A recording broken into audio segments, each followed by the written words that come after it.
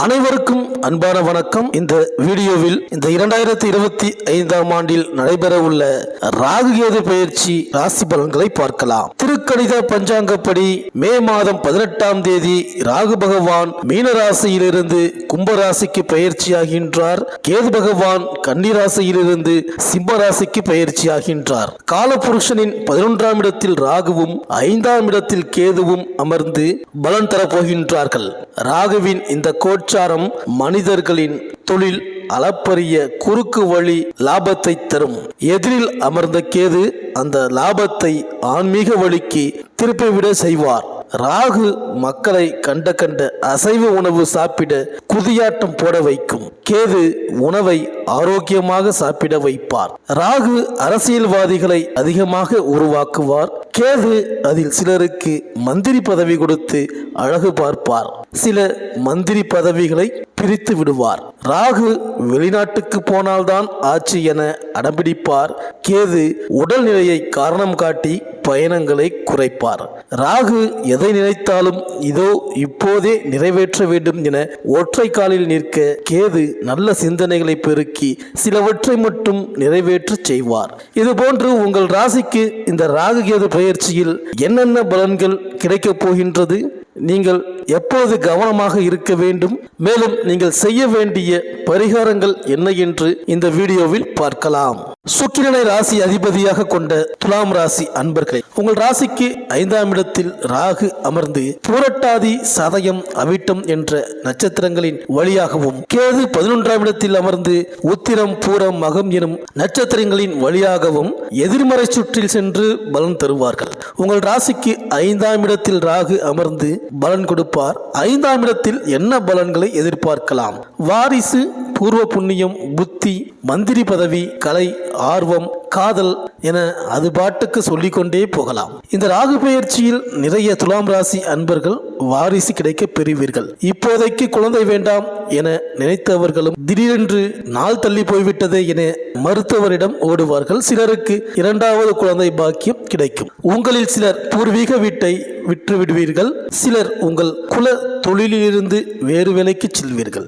சொந்த ஊரிலிருந்து பணியாட்களை அழைத்து வருவீர்கள். வாரிசுகளின் கடனை அடைக்க பூர்வீக மனையை விற்க வேண்டி வரும். சொந்த ஊரில் கோவில் வேலை செய்வதற்கான குத்தகை கிடைக்கும். இது கட்டிடம் சம்பந்தமாக அமையும். காதல் என்பது வகை தொகையில்லாமல் மானாவாரியாக அமையும். உண்மையான காதல் என்பது மிகவும் குறைவு. காதலை விட சண்டைதான் அதிகமாக இருக்கும். காமம் தீர்ந்தவுடன் காதல் காணாமல் போய்விடும். சினிமா படப்பிடிப்புக்கு செட்டிங் போடும் ஒப்பந்தம் பெறுவீர்கள். சினிமாவில் நடிக்கும் நடிகையர் ஒப்பந்த முறையில் நடிக்க வாய்ப்பு கிடைக்கும். உங்கள் வீட்டை சினிமா படப்பிடிப்புக்கு வாடகைக்கு விடுவீர்கள்.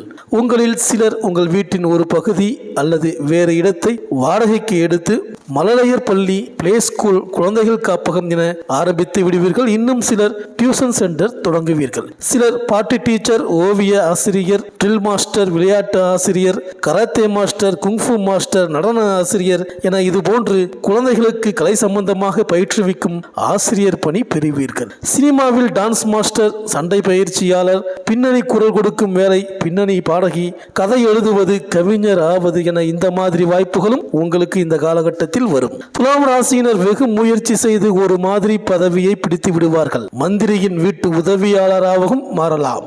உங்களில் சிலர் உங்கள் மனைவி வழி குடும்ப சொத்து கிடைக்க பெறுவீர்கள். ஆரோக்கிய மேம்பாட்டுக்காக நடைபயிற்சி, உடல் பயிற்சி போன்றவற்றை மேற்கொள்வீர்கள். உங்களில் சிலர் பழைய ஏடுகள், அதிலுள்ள செய்தி குறிப்பு, பழைய பாடல்கள் ஆகியவற்றை கண்டுபிடித்து மறுபதிப்பு செய்வீர்கள். அசைவம் அதிகமாக உட்கொள்ள ஆரம்பிப்பதால் வயிற்று பிரச்சனை வரும். உங்களில் சிலர் மிக அதிகமாக மது அருந்த ஆரம்பித்து விடுவீர்கள். தாத்தாவின் உடல்நிலையில் கவனம் தேவை. ராகு பகவான் அவிட்டம் நட்சத்திரம் எடுக்கும்போது அந்த காலகட்டத்தில் நிறைய காதல் திருமணங்கள் நடக்கும். இதில் அநேகமாக பிற மத திருமணமாக அமையும். இது குடும்பத்தில் சலசலப்பை உண்டாக்கும். சிலர் வீட்டிலிருந்து வெளியே செல்ல வேண்டியிருக்கும். வாழ்க்கை துணை சொந்த தொழில் தொடங்கும் இடம் அல்லது வேலை செய்யும் இடத்தில் காதல் துளிர்விடும். பிற மொழி பேசும் வரனுடன் காதல் திருமணம் நடக்கும். சில திருமணத்தில் ஒருவர் சீருடை பணியில் இருப்பார் அல்லது நிதி சார்ந்த வேலையில் இருப்பார். இந்த மாதிரி நடக்கும் திருமணங்கள் பெரும் பேசு பொருளாகும். சினிமா டிவி துறையில் உள்ளோர் காதல் திருமணம் செய்யும் போது இப்படி கூட திருமணம் பண்ணுவார்களா என விமர்சனம் வரும். சிலர் புதுமையான முறையில் திருமணம் செய்வார்கள். வானத்தில், கடல் அடியில், ரயில் என்று நிறைய வித்தியாசமான திருமணம் செய்வார்கள். வெளிநாட்டு பிரஜைகளுடன் நிறைய திருமணம் நடக்கும். இப்போது நடக்கும் திருமணம் விழாக்களில் நெருப்பு விபத்து ஏற்படாமல் கவனமாக இருங்கள். அதற்குரிய பாதுகாப்பு விஷயத்தில் கவனமாக இருக்க வேண்டும். சில திருமண மண்டபத்தில் சண்டை வந்து சிலரது பல் உடையக்கூடும். கூடுதலாக ரத்தம் வரும் அளவிற்கு காயம் ஏற்படும். திருமண பயணங்களில் மிகவும் கவனமாக இருக்க வேண்டும். திருமண நிகழ்ச்சியில் இவர்களது சகோதரர்களை பத்திரமாக பார்த்து கொள்ள வேண்டும். 2026 ஜூலை மாதம் 10ஆம் தேதி முதல் நவம்பர் 13 வரை ராகு பகவான் சனியின் வீட்டில் செவ்வாய் சாரத்தில் செல்கிறார். செவ்வாய் துலாம் ராசியின் 2-7க்கு உரியவர். 3 பாவக்கிரகம் சம்பந்தப்படும் காலம் இது. எனவே திருமண பயணம் போன்ற விஷயங்களில் அதிஜாக்கிரதையாக இருக்க வேண்டும். முதலில் விநாயகருக்கும் குலதெய்வத்துக்கும் பூஜை செய்துவிட்டு பின்பு திருமண விஷயங்களை ஆரம்பியுங்கள். கூடிய மட்டும் திருமணங்களை இந்த காலகட்டத்தில் நடத்தாமல் இருப்பது நல்லது. மேலும் இந்த துலாம் ராசி அன்பர்களுக்கு கேது தரும் பலன்களை பார்க்கலாம். உங்கள் ராசிக்கு 11ஆம் இடத்தில் கேது பகவான் பயணம் செய்கிறார். 11ஆம் இடம் என்பது லாபஸ்தானம். இந்த ராகு கேது பெயர்ச்சி ஆரம்பித்தவுடன் நிறைய அரசியல்வாதிகளின் இலாக்காக்கள் குறுகிவிடும். இவருடைய சில பொறுப்புகளை பிரித்து வேறு ஒருவரிடம் கொடுத்து விடுவார்கள். சில தகாத நண்பர்கள் மூலம் உங்களுக்கு வரவேண்டிய அரசியல் பதவி கிடைக்காமல் போய்விடும். அல்லது உங்களுக்கு வரவேண்டிய பதவியை உங்கள் மூத்த சகோதரர் வாங்கி கொண்டு போய்விடுவார்.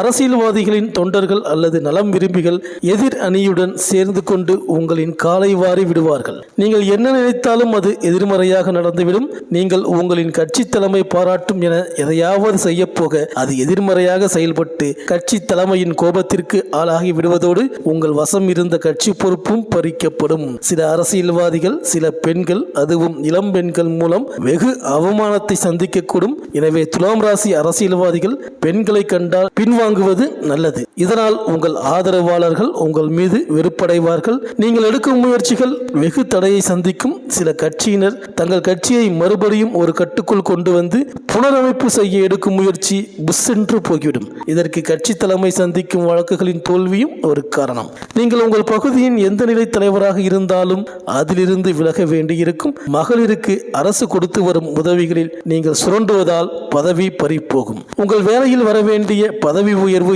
ஏதோ ஒரு காரணத்தால் தள்ளி போகும். மூத்த சகோதரியால் வெகு கஷ்டம் வந்து சேரும். மறுமணங்கள் முடியும் தருவாயில் தடைப்படும். மருத்துவமனையில் இருந்து டிஸ்சார்ஜ் ஆகும் நேரத்தில் மறுபடியும் ஒரு இம்சை ஏற்பட்டு அங்கேயே தொடர நேரிடும். நீங்கள் சார்ந்துள்ள கிளப், சொசைட்டி, நண்பர்கள் குழு, சங்கம் என இவைகளில் ஒரு பெண்ணின் செயல் மூலம் உங்களுக்கு அவமானம் ஏற்பட்டு அனைவரும் வெறுக்க ஆரம்பிப்பார்கள். இந்த கேது பயிற்சியால் சற்று தனியாக ஒதுக்கி வைத்த மாதிரி உணர்வீர்கள். உங்கள் பிறப்பு ஜாதகத்தில் நல்ல தசாபுக்திகள் நடந்தால் உங்களுக்கு புதையல் போல ஒரு பெரிய அரசியல் பதவி தேடி வந்து மகுடம் சூட்டும்.